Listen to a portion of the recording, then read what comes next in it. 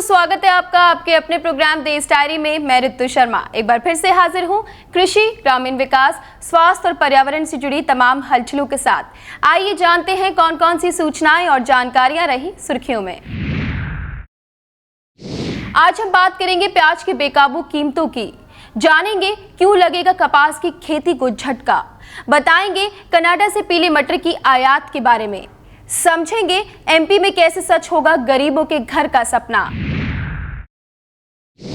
हो सकता है आने वाले दिनों में आप सस्ती दालें खरीद पाए, क्योंकि सरकार दलहन आयात में तेजी ला रही है।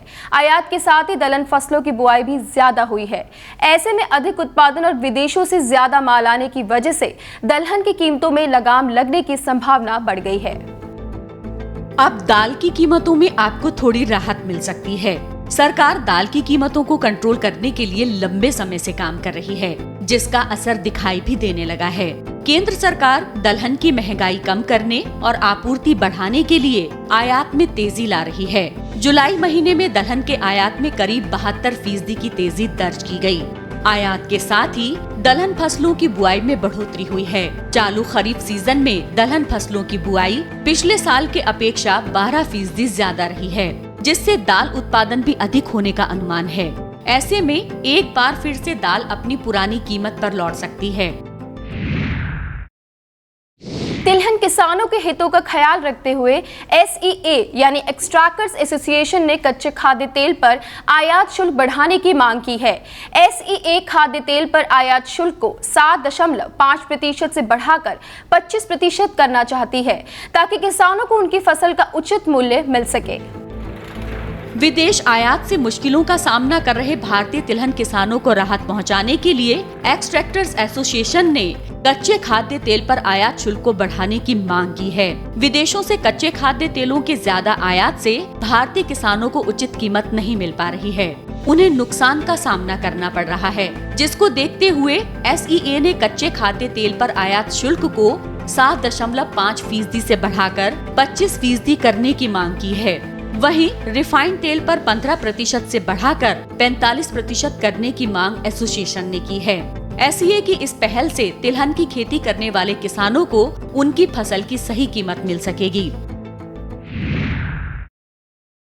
आम आदमी प्याज के दाम में लगातार होते इजाफे का सामना तो कर ही रहा है। प्याज की बेकाबू होती कीमतें फिर से सरकार की मुश्किल बन गई है। अब सरकार इस समस्या से बाहर आने का तुरंत समाधान चाहती है। यही वजह है कि प्रमुख सहकारिता संस्था नेफेड ने निविदा जारी कर 10,000 टन प्याज आयात का फैसला किया है। बहुत जल्द तो नहीं, लेकिन हो सकता है कि कुछ दिनों बाद प्याज की बढ़ती कीमतों से आपको थोड़ी राहत मिले। केंद्र सरकार प्याज की बेकाबू होती कीमतों पर लगाम लगाने के लिए हर संभव कोशिश कर रही है। हालांकि सरकार प्याज की कीमतों को लेकर पहले भी पहल कर चुकी है, लेकिन इसका कोई खास असर नहीं हुआ, जिसकी वजह से ही आज प्याज के दाम आसमान छू रहे हैं। प्रमुख सहकारिता संस्था नेफेड प्याज की कीमतों को कंट्रोल करने के लिए पहल कर रही है। इसके तहत 10,000 टन प्याज का आयात करने की योजना बना रही है।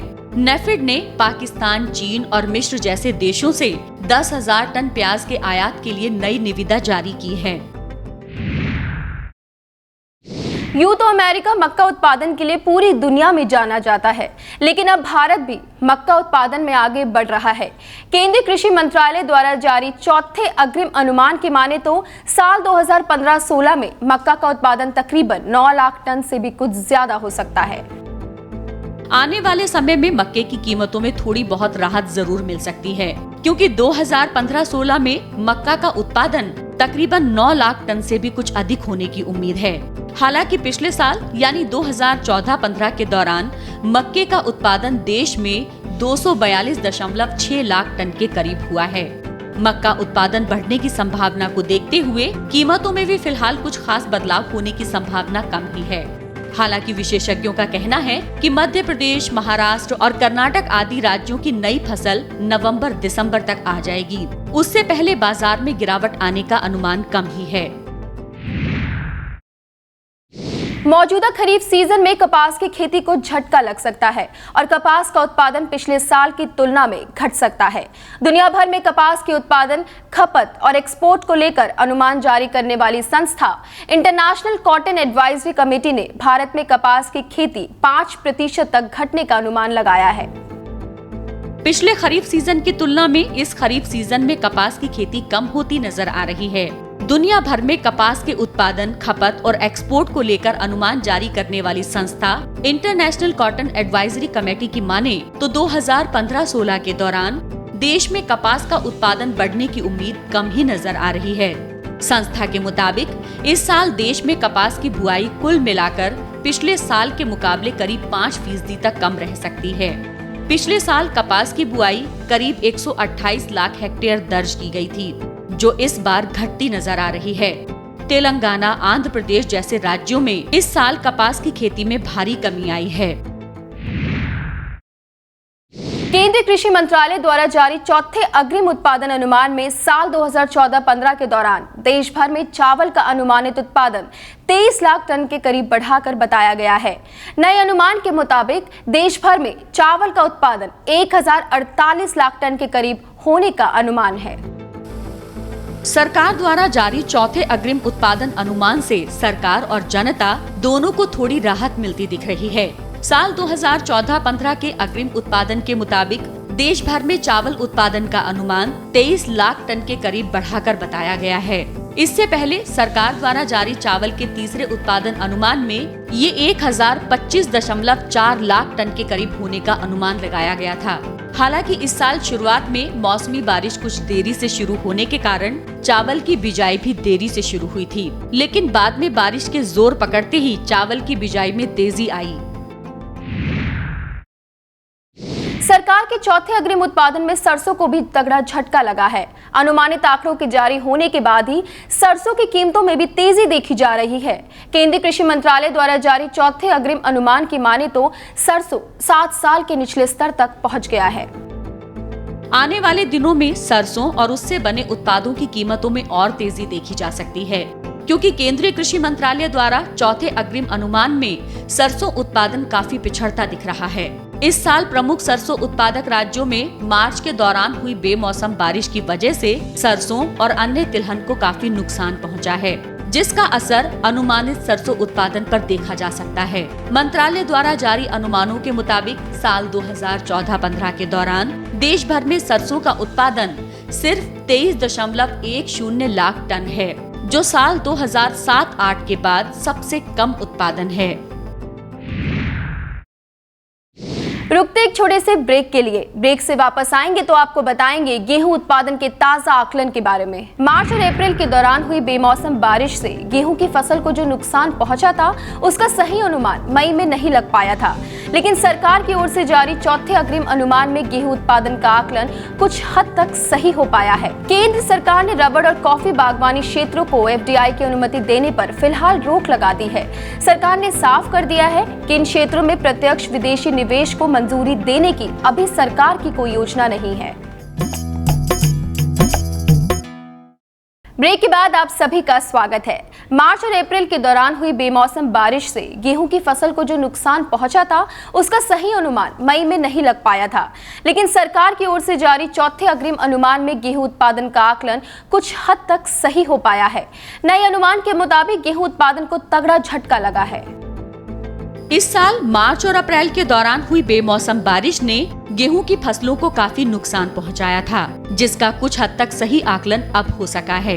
इसके पहले जारी अनुमानों में गेहूं के नुकसान का सही अनुमान नहीं लग पाया था।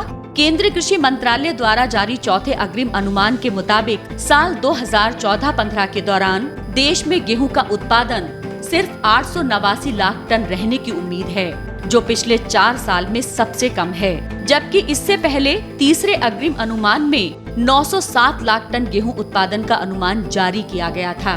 बेमौसम बारिश से गेहूं के उत्पादन को तगड़ा झटका लगा है। केंद्र सरकार ने रबड़ और कॉफी बागवानी क्षेत्रों को FDI की अनुमति देने पर फिलहाल रोक लगा दी है। सरकार ने साफ कर दिया है कि इन क्षेत्रों में प्रत्यक्ष विदेशी निवेश को मंजूरी देने की अभी सरकार की कोई योजना नहीं है। केंद्र सरकार ने अभी अपनी उस योजना पर लगाम लगा दिया है जिसको लेकर काफी अटकलें लगाई जा रही थी। सरकार ने साफ कर दिया है कि वो अभी रबर और कॉफी उत्पादन में प्रत्यक्ष विदेशी निवेश को मंजूरी देने के मूड में नहीं है। दरअसल सूत्रों से मिली खबर के अनुसार रबर और कॉफी जैसी बागवानी के क्षेत्र में FDI की योजना पर सरकार विचार कर रही थी, लेकिन अब ऐसा नहीं है। इसको लेकर केंद्र सरकार ने अपना रुख साफ कर दिया है। माना जा रहा था कि सरकार विदेशी कंपनियों को कॉफी, फलियां, रबड़ के पेड़ से दूध इकट्ठा करने और कच्चे माल प्रसंस्करण से जुड़े श्रमिकों के मामले में निवेश को मंजूरी दे सकती है। देश में इस साल मानसून में कमी तय मानी जा रही है। इस बार बारिश की कमी 10 की बजाय 12% रहने का अनुमान लगाया जा रहा है। मौसम विभाग ने अगले महीने समाप्त होने वाले मानसून सीजन को लेकर जारी नए अनुमानों में यह आशंका जताई है, जिसका असर खरीफ फसलों पर पड़ना तय है। मानसून की कमी का असर खरीफ फसलों पर होने की पूरी संभावना है। मौसम विभाग ने 10 के बजाय 12% बारिश कम रहने का अनुमान लगाया है। मौसम विभाग ने अगले माह खत्म होने वाले मानसून सीजन को लेकर जारी किए गए नए अनुमानों में ये आशंका जताई है। अगर ऐसा होता है तो खरीफ फसलों पर इसका बुरा असर पड़ेगा। मौसम विभाग के अनुसार अगस्त-सितंबर में 16% कम बारिश होने का अनुमान है, जबकि देश के कुछ भागों में वर्षा की भारी कमी रहने का अंदेशा भी है। इतना ही नहीं, बिहार और पूर्वी उत्तर प्रदेश में स्थिति में सुधार की गुंजाइश नजर नहीं आ रही। देश भर में दलहन के उत्पादन का अनुमान घटने से चने की कीमतों में उछाल देखने को मिल रहा है। केंद्रीय कृषि मंत्रालय ने चौथा अग्रिम अनुमान जारी किया है, जिसमें सरकार ने और कटौती की है। नए अनुमान के मुताबिक चने का उत्पादन 71.70 लाख टन बताया गया है, जो पिछले साल अनुमान से लगभग 4 लाख टन कम है। आने वाले समय में चने की कीमतों में और उछाल देखा जा सकता है, क्योंकि सरकार ने चौथे अग्रिम अनुमान में चने के उत्पादन में कटौती की है। नए अनुमान की माने तो 2014-15 के दौरान देश में चने का कुल उत्पादन 71.70 लाख टन जताया है, जबकि मई में जारी किए गए तीसरे अनुमान में कहा गया था कि चने का उत्पादन 75.90 लाख टन होगा, लेकिन ऐसा नहीं हुआ।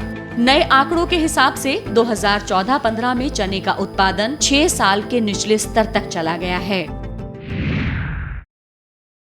दालों की बढ़ती महंगाई को काबू में करने के लिए केंद्र सरकार ने बड़ा कदम उठाया है। सरकार ने कनाडा से 50,000 टन पीले मटर के आयात के लिए ई-टेंडर जारी किया है। हाल में दलहन के आयात के लिए MMTC द्वारा जितने भी टेंडर जारी हुए हैं, ये टेंडर उन सब में सबसे बड़ा है।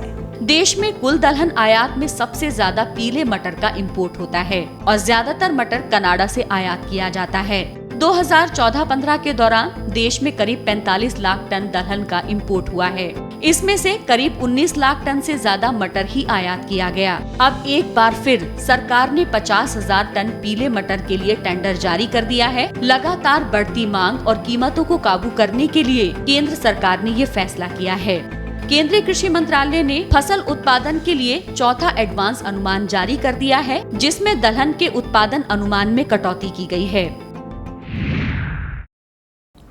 राज्य सरकार ने छत्तीसगढ़ में कृषि और खाद्य प्रसंस्करण उद्योगों के लिए निवेशकों को आकर्षित करने के प्रयास तेज कर दिए हैं। इस क्रम में छत्तीसगढ़ सरकार द्वारा राजधानी दिल्ली के PhD चैम्बर में इन्वेस्टर्स मीट का आयोजन किया गया, जिसमें मुख्यमंत्री रमन सिंह समेत कई लोग शामिल हुए। छत्तीसगढ़ सरकार विकास की हर संभावनाओं पर तेजी से काम कर रही है। यही वजह है कि राज्य सरकार छत्तीसगढ़ में खाद्य प्रसंस्करण उद्योगों के विकास को लेकर काफी गंभीर है। फूड प्रोसेसिंग और एग्रीकल्चर से जुड़े मुद्दों पर छत्तीसगढ़ सरकार और देश के अलग अलग हिस्सों से आए निवेशकों ने राजधानी दिल्ली के PhD चैम्बर में निवेश की नीतियों पर चर्चा की। इस कार्यक्रम में छत्तीसगढ़ के उद्योग और वाणिज्य मंत्री अमर अग्रवाल, CSIDC के चेयरमैन छगनलाल मुंद्रा, मुख्यमंत्री के सचिव सुबोध कुमार सिंह समेत PhD चैम्बर के आला अधिकारी भी शामिल हुए। शहरी गरीबों की आवास योजना में उत्तर प्रदेश और दिल्ली पिछड़ते नजर आ रहे हैं। इन दोनों राज्यों ने केंद्र सरकार से आवास बनाने की योजना के लिए अभी और वक्त मांगा है, जबकि ज्यादातर राज्यों ने इस दिशा में तेजी से पहल करना शुरू कर दिया है। उत्तर प्रदेश और राजधानी दिल्ली के लोगों को अभी शहरी आवास योजना का लाभ उठाने के लिए बाकी राज्यों से ज्यादा इंतजार करना पड़ेगा, क्योंकि इन दोनों राज्यों ने केंद्र सरकार शहरी गरीबी आवास योजना के क्रियान्वयन के लिए अभी और वक्त मांगा है, जबकि देश के ज्यादातर राज्यों ने इस दिशा में काम शुरू कर दिया है, जिसमें बिहार, झारखंड, गुजरात, राजस्थान, जम्मू कश्मीर, ओडिशा और नागालैंड शामिल हैं। इन राज्यों ने अपनी तैयारियां पूरी कर ली हैं। शहरी गरीबों को आवास उपलब्ध कराने की इस योजना के पहले चरण में 500 शहरों को चयनित किया गया है। इन शहरों में गरीबों के लिए सस्ते मकान बनाने की योजना को राज्य सरकारों को तैयार करना है। रुकते एक छोटे से ब्रेक के लिए। राजस्थान के मजदूरों के लिए एक अच्छी पहल राज्य सरकार ने की है। अब राज्य के मजदूरों को अपना पंजीकरण कराने के लिए श्रम विभाग के चक्कर नहीं काटने होंगे। आर्थिक तौर पर कमजोर लोगों के लिए ये अच्छी खबर है। महाराष्ट्र सरकार जरूरतमंदों को घर मुहैया कराने के लिए नई पहल कर रही है। ब्रेक के बाद एक बार फिर से आप सभी का स्वागत है। राजस्थान के मजदूरों के लिए एक अच्छी पहल राज्य सरकार ने की है। अब राज्य के मजदूरों को अपना पंजीकरण कराने के लिए श्रम विभाग के चक्कर नहीं काटने होंगे। इस नई सेवा के तहत ग्राम पंचायतों में काम कर रहे ग्राम सेवक ही मजदूरों का पंजीकरण करने के लिए अधिकृत होंगे। एक नई व्यवस्था के तहत अब राजस्थान में निर्माण मजदूरों को श्रम विभाग के दफ्तर में पंजीकरण कराने की जरूरत नहीं होगी। अब वो अपने ग्राम पंचायत में काम कर रहे ग्राम सेवकों से ही पंजीकरण करा सकेंगे। राज्य सरकार की इस पहल से जहां निर्माण मजदूरों का वक्त बचेगा, वहीं उन्हें बार बार श्रम विभाग के दफ्तरों के चक्कर नहीं काटने होंगे। राज्य सरकार ने एक अधिसूचना जारी कर राजस्थान के सभी ग्राम पंचायतों में कार्यरत ग्राम सेवकों को निर्माण मजदूरों का पंजीकरण करने के लिए अधिकृत किया है। गौरतलब है कि प्रदेश में अनुमानित तौर पर 1 करोड़ से भी ज्यादा मजदूर हैं, लेकिन इनमें से अभी तक करीब 6.5 लाख का ही पंजीकरण हो पाया है। आर्थिक तौर पर कमजोर लोगों के लिए ये अच्छी खबर है। महाराष्ट्र सरकार जरूरतमंदों को घर मुहैया कराने के लिए नई पहल कर रही है। इसके तहत निजी बिल्डरों को कुछ आवास महाराष्ट्र और क्षेत्र विकास प्राधिकरण को देना अनिवार्य होगा, जिससे सरकार बाद में बेघर लोगों को घर दे सकती है। सब कुछ ठीक रहा तो बहुत जल्द महाराष्ट्र सरकार गरीबों को घर मुहैया करा के उनके खुद के आशियाने का सपना पूरा कर सकती है। राज्य सरकार एक नई नीति बना रही है, जिसके तहत निजी बिल्डरों को अब कुछ आवास महाराष्ट्र और क्षेत्र विकास प्राधिकरण को अनिवार्य रूप से देने होंगे। फिलहाल मुंबई में लागू इस कानून से ये सुनिश्चित होगा कि राज्य का आर्थिक तौर पर कमजोर तबका सस्ते दर पर घर खरीद सके। सरकार गरीबों को घर मुहैया कराने के अपने मकसद में निजी बिल्डरों की मदद चाहती है, जिसे महाराष्ट्र सरकार की पहल से पूरा किया जा सकेगा। मध्य प्रदेश सरकार गरीबों के हितों का खास ख्याल रख रही है। यही वजह है कि राज्य सरकार प्रदेश के गरीबों को घर पाने का अधिकार देगी। ऐसा होने पर एमपी गरीबों के घरों के लिए कानून बनाने वाला देश का पहला राज्य बन जाएगा। प्रधानमंत्री नरेंद्र मोदी की महत्वाकांक्षी योजना को पूरा करने में मध्य प्रदेश सबसे अव्वल साबित हो सकता है। राज्य सरकार 2020 तक सभी को घर उपलब्ध कराने की योजना में तेजी से आगे बढ़ रही है। यही वजह है कि मध्य प्रदेश के मुख्यमंत्री शिवराज सिंह चौहान जल्द ही राज्य में गरीबों के लिए घर कानून को लागू करेंगे। अगर ऐसा होता है तो मध्य प्रदेश देश का पहला ऐसा राज्य होगा जहां गरीबों के घरों के लिए कानून बनाया गया हो। इस कानून के तहत बिना वैकल्पिक व्यवस्था के किसी गरीब को नहीं हटाने जैसे नियम होंगे। सरकार के इस फैसले से राज्य के लाखों गरीबों को फायदा होगा। हरियाणा में लड़कियों के लिंगानुपात को पूरी तरह से सुधारने के लिए हरियाणा सरकार हर संभव कोशिश कर रही है। इसी क्रम में राज्य सरकार ने आपकी बेटी हमारी बेटी योजना को नोटिफाई किया है, यानी प्रस्ताव को लागू कर दिया गया है। हरियाणा सरकार की नई पहल से राज्य में बेटियों की संख्या में सुधार की संभावना है। राज्य सरकार ने लिंगानुपात में सुधार के लिए और उनके उचित स्वास्थ्य शिक्षा को बढ़ावा देने के उद्देश्य से आपकी बेटी हमारी बेटी योजना को नोटिफाई कर दिया है।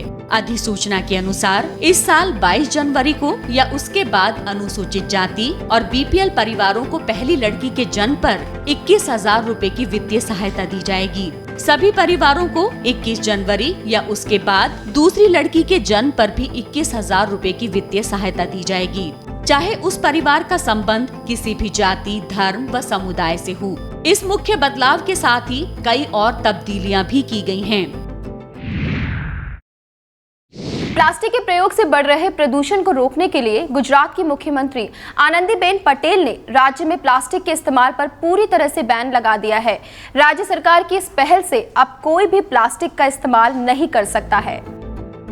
लगातार बढ़ रहे प्रदूषण पर काबू पाने के लिए केंद्र सरकार के साथ साथ राज्य सरकारें काम कर रही हैं, लेकिन प्रदूषण पर कंट्रोल पाना मुश्किल होता जा रहा है। दैनिक जीवन में कई ऐसी चीजों का महत्व बढ़ गया है जिनका इस्तेमाल हम करते हैं, और ऐसी चीजों में प्लास्टिक भी शामिल है। प्लास्टिक प्रयोग में तेजी से प्रदूषण बढ़ रहा है और पर्यावरण में जहर घुल रहा है, जिस पर काबू पाने के लिए गुजरात सरकार ने राज्य में प्लास्टिक के प्रयोग पर पूरी तरह से बैन लगा दिया है।